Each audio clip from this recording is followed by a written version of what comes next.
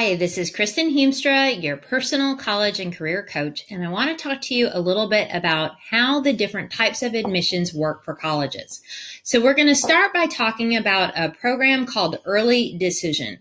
Now, Early Decision is used by some very competitive schools, and what it means is that when a student applies and they say, hey, I'd like to come to your school, that if the school says yes, it's a binding agreement and the student must go.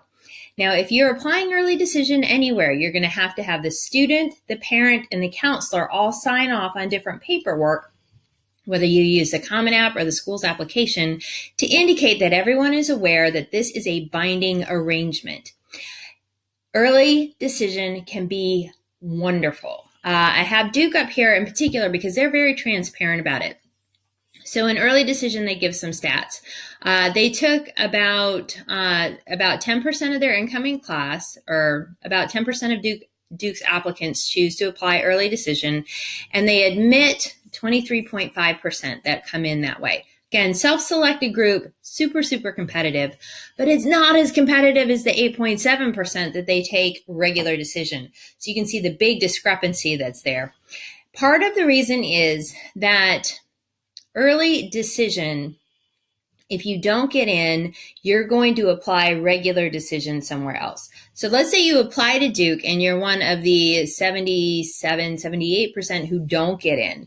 You're then going to go look for another school and be coming in that way. And that's going to make that school's pool more competitive. So that's something to keep in mind. And that part of the benefit of Early Decision is the pool's not quite as big. So something to keep in mind. The downside of Early Decision, you can't take, like, let's say Duke doesn't offer you a ton of money, but if you were to go to like Emory, they would offer you money. You're not ever really going to know, because that's not going to be something you're going to be able to apply to and find out. So that's the downside of Early Decision, and it can be a very important downside. So something to keep in mind. So the next one we're going to talk about is Early Action. Now, Early Action is used by several schools. I'm going to pick on the Ivies because they tend to use it. Stanford uses it. There's single choice, restricted choice. They all have different terms for it, and they all have slightly different rules. Early Action single choice means this, that you can apply to one uber competitive college, and then you can apply to other colleges, but it can't be binding and it can't be anything early. So if you apply Early Action, restrictive Early Action on November 1st, you may not apply to an early program at any other private college or university, but you can apply to your public school, which is nice. And then they have some other rules on here. You want to apply Early Action if you have done your research and you know that the school that you're going to apply Early Action to is the school that you want to go to. Again, this helps keep the applicant pool fairly small. So you can't apply single choice Early Action to two schools. The schools actually do compare lists on this. You will find that out.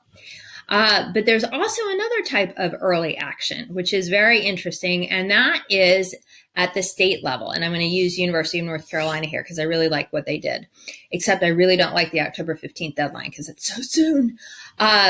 So Early Action for University of North Carolina means, hey, you apply and we'll tell you.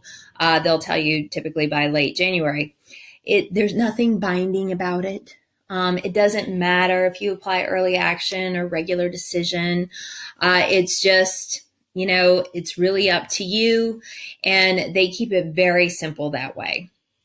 There are some things to keep in mind, though, and one of them is that a lot of the scholarships go to people who apply Early Action, and you definitely want to check out, if you're interested in this being considered for school scholarships, you definitely want to do that. That's super important to keep in mind, because who doesn't want to save money? I mean, let's be honest. Even if you have it, you still want to save it, right? Okay, so that's Early Action and Early Decision. So now let's talk about regular decision. So before I do that, though, I do want to bring up one other thing. There is another Early Decision deadline. It's called ED2. And ED2 was designed to scoop up all the students who didn't get into ED1. So let's say you applied to NYU and you didn't get in. And then you really want to go to school in New York. So you may say, hey, I'm going to look at Fordham or wherever you want to look. And there's an ED2 option, early decision 2 option, again, binding. You'll see a lot of students then go into that pool. So that's something to keep in mind as well. That's another strategy schools are using to try to get students to come to them. Why early decision? Because again, early decision is an automatic yield. It's part of what a school is ranked on, and it means that you are coming, and so is your purse. All right, and then we have regular decision. I am going to use for that the California system. I'm picking big name schools, by the way, Berkeley, Duke, Princeton. The only reason I'm picking them is because so many people are familiar with them. This is not an endorsement of these schools. I am all about college fit. I don't think a lot of these schools fit different people. You really need to do your research. Make sure you do your data research. Make sure you get on campus, all those things, because you want the best experience for you. So I do want to put that disclaimer on there. So the California system is an interesting one because they are massive. Oh my gosh, they're like the biggest college system going, right? And they have, their application is available in August, but it's actually, you need to submit it by November 30th. So you're not seeing early, you're not seeing any of that. They're saying, hey, application deadline, November 30th, that's your only deadline. So that's something to keep in mind as you go through this process. Other schools will have regular decision deadlines. So if we go back to Duke, you would see that they're going to have a later deadline. It's usually in January when you'll see that deadline pop up. Now I want to talk about rolling admission. And I have 2 schools pulled up for rolling. The first one I'm going to look at is University of North Carolina, Asheville. Now, this isn't a school a lot of people have heard about. It is a very good liberal arts school in North Carolina. It's a smaller state school. Rolling admission is typically used by colleges and universities who are trying to keep their freshman class growing. So you can apply at your convenience is what you're going to see. You also have a different type of it at Michigan State. So Michigan State has the early action, non-binding early action. Then they have their regular admission deadline. And then they're rolling after that. So they're trying to get all the students in the door, but again, trying to maximize the opportunities they'll have with their incoming freshman class. So that is rolling admission. And then the last one I want to talk about is open admission or open enrollment. And you typically find open enrollment with your community college system. So I have here Northern Virginia Community College. This is an amazing institution, tons of campuses around the DC area. These community colleges are designed to take the whole community into account when they do their programming. So you're going to have college graduates, you're going to have high school graduates, you're going to have people going back for a lot of different reasons, and they're a wonderful catch-all for that. They are open enrollment, meaning that if you apply, they'll let you in, assuming you have, usually it's a high school diploma, sometimes it's age-related, you'll be able to tell based on the school. You want to apply ahead of time. You also want to apply as early as you know you're going to go to one of these and as soon as they'll let you, because it could help, may not, but it could help get you up on the roster in terms of class registration, because these schools have so many different people coming in. Sometimes it's hard to get the classes you need until you get a little bit of seniority. And so applying early may very well be in your best interest.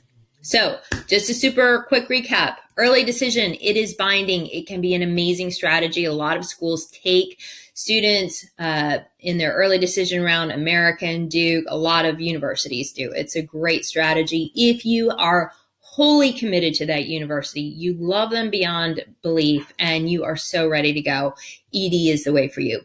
Single choice early action is very limiting. It's used a lot by the Ivies, and Stanford uses it. And it means that you can apply to one of them, and then you need to apply regular decision to your other schools with the exception of your state school or a military academy.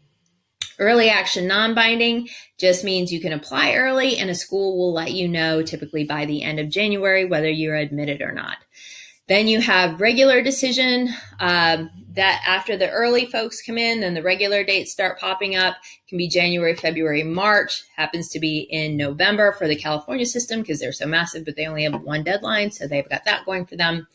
Then you have rolling admission, meaning you can apply at your convenience, or it can be implemented after a different type of admission strategy has been implemented, like we saw at Michigan State. And then finally, you have open enrollment. And that means anybody who applies can get in. Great way to start your college career. There's many, many wonderful community colleges out there, which can give you a leg up. So there you go. There's your information, and we'll move on to the next video.